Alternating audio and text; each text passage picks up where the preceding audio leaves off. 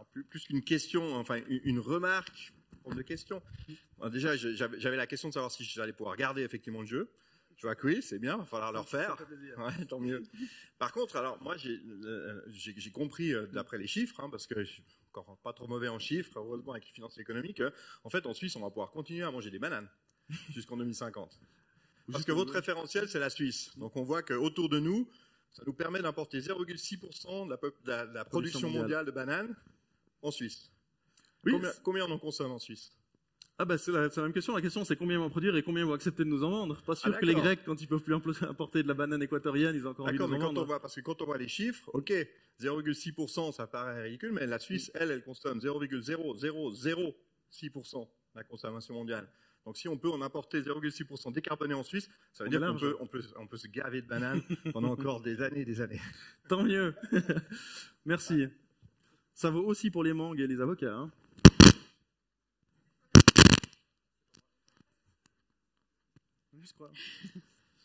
Le passage sur scène n'est pas obligé, mais je ne sais pas si vous avez des questions à leur poser. Ils sont là, ils sont à votre disposition. Sur scène, n'hésitez pas à poser quelques questions piquantes aussi. On a vu, on peut parler de tout, on est entre nous. Tinder, Cupidon a frappé. Donc, est-ce qu'il a matché ou pas? Je ne suis pas sûre. Hein. Marc Miller, c'était dur quand même votre discours ce soir. On a l'impression que c'est foutu.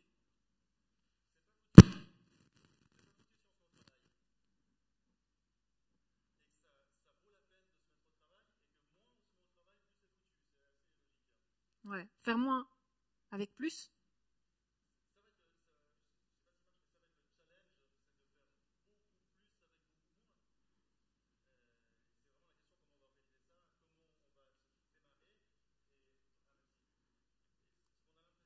Non, c'est pas mieux, ouais.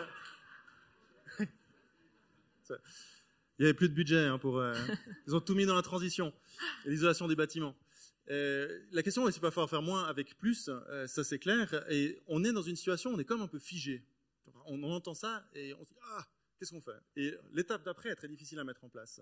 Et c'est vrai que c'est tellement confortable le monde dans lequel on vit, c'est tellement attractif tout ce qu'on peut avoir, c'est qu'on a l'impression d'aller vers un renoncement, on a l'impression qu'on va devoir arrêter des choses. Mais moi je vois tout ce qu'on a à reconstruire ensemble. Le projet de transition est absolument passionnant. Se mettre en transition, chercher des solutions, se mettre en groupe, travailler avec différentes personnes, avec différentes idées, c'est absolument passionnant. Et les gens qui sont dans la transition, et maintenant il y a des entreprises qui sont dans la transition, je pense ce pourcent, les gens sont déchaînés. Enfin, le plaisir à chercher ces solutions et à résoudre un vrai problème de société est absolument passionnant. Il ne faut pas le voir comme une liste d'interdictions ou de choses qu'on ne va plus pouvoir faire. Déjà, il va rester énormément de choses à faire. La vie va rester très belle. On sera toujours amoureux, on sera toujours des familles, on sera toujours là les uns pour les autres. C'est ça qui compte au final. Sur le lit de mort, il n'y a personne qui va vous dire « Ah mince, j'aurais bien voulu faire encore un tour en Bentley ». Ils vont vous dire « J'aurais bien voulu voir mes petits-enfants une dernière fois ». C'est ça la vie. Et puis, actuellement, oui, ça va changer.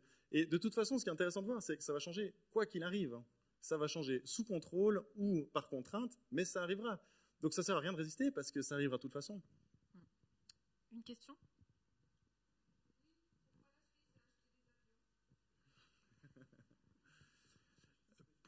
Pour passer juste au-dessus de chez moi, je suis en bout de piste à Payerne et le F-35 fait 2 fois plus de bruit que le F-18. Cela dit, il y a quand même 2-3 réflexions qui sont à discuter sur le retour du militaire. Ce n'est pas mon discours, mais je l'entends. Ça va se durcir. Les relations internationales vont se durcir. Dans les situations de pénurie, ça ne marche pas bien. Le capitalisme est extrêmement fort et le capitalisme mondialisé pour répartir uniformément les ressources abondantes à tout le monde. Mais le capitalisme est totalement nul pour gérer des ressources limitées dans un monde en contraction. Ça, vraiment, on ne sait pas faire. Donc, il y a quand même beaucoup de gens qui commencent à penser que se remilitariser un peu, ce n'est pas mon souhait, va être une nécessité dans un monde contraint, beaucoup plus compliqué, avec des vagues migratoires et d'intentions géopolitiques de plus en plus fortes. Aymeric Jung, on a vu finalement, puisque vous êtes aussi le jury ce soir, vous avez délibéré hier matin, mais ce 1%, c'est-à-dire que plusieurs entreprises glandoises ont participé ce soir au concours. Si vous faites une cartographie aujourd'hui glandoise, qu'est-ce que vous voyez dans la région et plus précisément à Gland?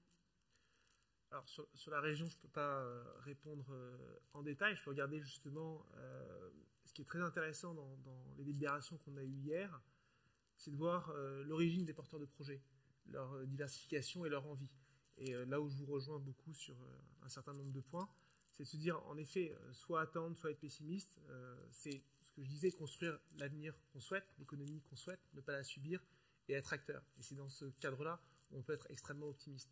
Et voir justement que l'économie n'est pas réservée à un certain type de personnes, ou l'entreprise ou l'entrepreneuriat n'est pas réservé à un certain nombre de personnes. C'est juste avoir une idée, et la plus belle des choses, c'est de se dire, on a envie de faire quelque chose, on a besoin de quelque chose, ça n'existe pas, donc on le fait pour soi-même, et mon propos sera beaucoup plus illustré par un des vainqueurs du prix, qui avait à son niveau un problème et qui l'a résolu en créant une entreprise et en faisant partager cette solution aux autres personnes qui ont les mêmes problèmes. Après, plus globalement sur votre question, ce qui est affolant, c'est de se dire qu'il y a 4 ou 5 ans, je crois, le rapport qui a été présenté à Davos sur l'économie circulaire représentait, donc on disait que l'économie circulaire représente 10% de l'économie. Donc chaque année, on a encore 90% qui vient de l'extraction. Et ce pourcentage existe quasiment plus, enfin n'augmente quasiment pas, pardon. Et lorsqu'on parle de pénurie, aujourd'hui, de frontières qui sont fermées, de tensions économiques, on les voit, elles vont être très fortes. Justement, comprendre que l'autonomie n'est pas l'autarcie, donc on peut encore avoir des bananes, c'est pas de l'autarcie, mais c'est ce que j'essaie de dire aussi du bon sens, et il faut augmenter ces bons créneaux. Et une autre illustration, c'est vivre avec son époque. Le recyclage était une très bonne idée, était une très bonne chose au siècle dernier. Aujourd'hui, c'est la réutilisation, c'est la récupération, c'est la réparation, parce que le recyclage, c'est de nouveau de l'énergie et du transport. Marina, finalement, puisqu'on a parlé bananes, on revient à vous avec les asperges. Travailler ensemble, à Gland, on a encore un peu de mal. On a l'impression finalement aujourd'hui les entreprises sont toujours en concurrence.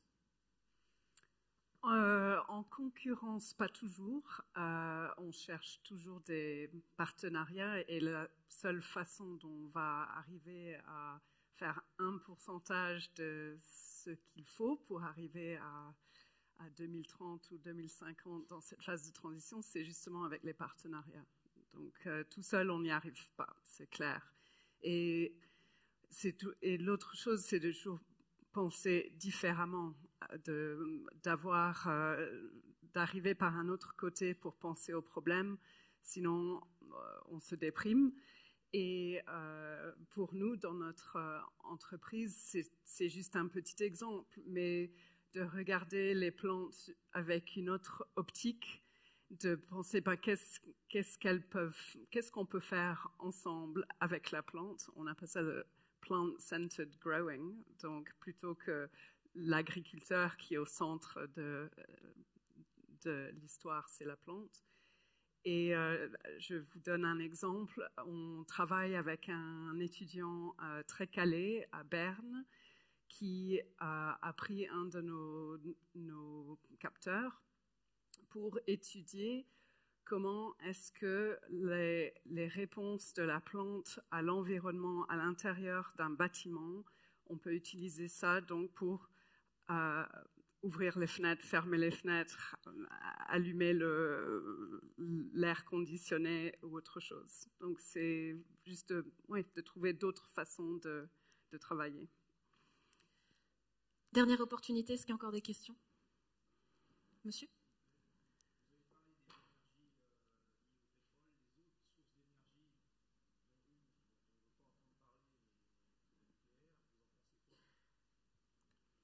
Ça, c'est une bonne question. Il y a un grand retour du nucléaire actuellement. Les normes nucléaires en Europe ne sont pas du tout ce qu'elles sont en Chine, donc l'exposition au risque, etc. Donc des pays comme la Chine qui investissent massivement dans toutes les technologies nucléaires potentielles, le thorium, sel fondu, etc. C'est à peu près tout pour voir si c'est une option ou pas. Le nucléaire actuellement tel qu'il est avec l'uranium, en fait, c'est une ressource qui est relativement limitée, avec la technologie qu'on a actuellement. Pour construire des centrales nucléaires en Suisse, il va pas repasser par une votation et actuellement, il faudra à peu près peut-être 15 à 20 ans avant qu'elles soient en service. Donc en aucun cas, ça nous sort de l'ornière. Et actuellement, les centrales nucléaires, on ne sait pas si on arrive à les mettre en service en Europe ou pas, avec les normes européennes de sécurité. On n'a toujours pas de question résolue pour la question des déchets. Donc il y a plein de grands points d'interrogation qui restent. Et on a l'impression de se dire, on a échoué avec les énergies renouvelables maintenant, donc voilà, on revient au nucléaire. Mais comme montré sur le disque, le nucléaire actuellement, c'est une toute petite partie de l'ensemble du disque.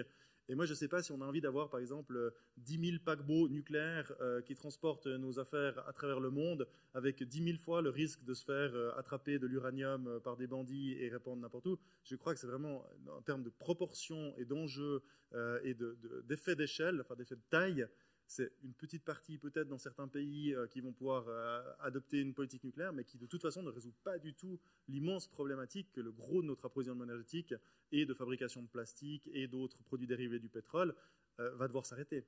Donc je crois que Jean Covici dit le nucléaire c'est un amortisseur de décroissance. Je pense que c'est une formulation qui est assez juste.